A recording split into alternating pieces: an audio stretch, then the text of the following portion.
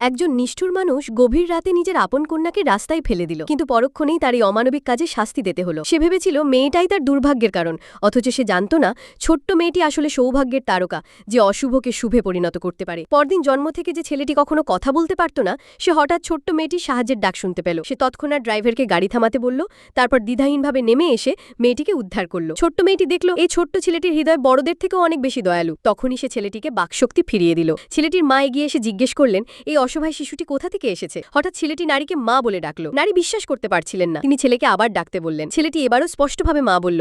এমনকি সে চাইল নারী যেন ছোট্ট মেয়েটিকেও নিজের সন্তানের মতো আশ্রয় দেন। কর্মচারী খবর নিয়ে এলো শিশুটিকে আসলে এখানে ফেলে দেওয়া হয়েছিল। নারীর মন গলে গেল। তিনি তৎক্ষণাৎ সিদ্ধান্ত নিলেন ছোট্ট মেয়েটিকে ঘরে নিয়ে গিয়ে রাজকন্যার মতো লালন করবেন। যখন তারা সামরিক প্রাসাদে ফিরল, ছোট্ট মেয়েটি লক্ষ্য করল চারপাশে অন্ধকার, এমনকি চাকর বাকররাও হতাশ হয়ে পড়েছে। সবাই নারীর সেই নিষ্ঠুর বোনের পক্ষে চলে গেছে। কিন্তু এখন সৌভাগ্যের শিশুটি তাদের সাথে আছে।